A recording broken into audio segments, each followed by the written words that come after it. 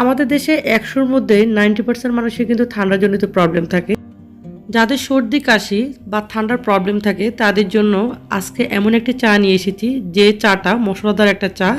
এই ঠান্ডার সময় যদি এই চাটা বানিয়ে খেতে পারেন, আপনার ঠান্ডাজনিত কোনো প্রবলেম থাকে, এই প্রবলেমগুলো ১০০ হাত দূরে থাকবে। তো চলে যাচ্ছি বানানোর প্রসেসিংয়ে। এখানে একটা আমি প্যান নিয়েছি, দিয়ে দিয়েছি ১ গ্লাস পানি।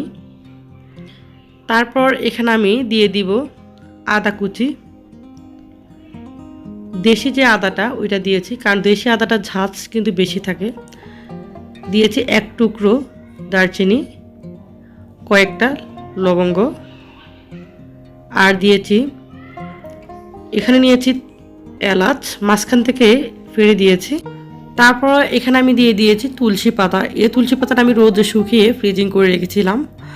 এই তুলসী পাতাটা দেওয়ার চেষ্টা করব। এখানে আমি ২ থেকে ৩টা তুলসী পাতা দিয়েছি।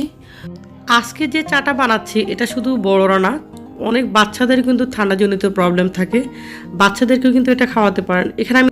তারপর এখানে আমি দিয়েছি 1 টিস্পুনের মতো তাল মিষ্টি। তবে তাল মিষ্টির জায়গায় আপনারা চিনি দিতে পারেন, অথবা ঠান্ডা লাগলে যদি ওষুধ হিসেবে খেতে চান তাহলে কিন্তু মিষ্টিটা অ্যাভয়েড করতে পারেন।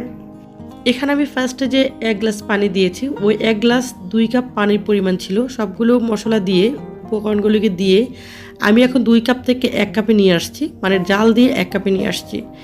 এখন আমি দিয়ে দিলাম সামান্য একটু 1/3 স্পুন চা পাতি, মানে চা পাতির পরিমাণ একদম খুবই সামান্য দিতে হবে।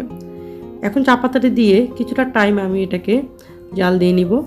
জাল দিয়ে তার চুলাটাকে বন্ধ করে দিব।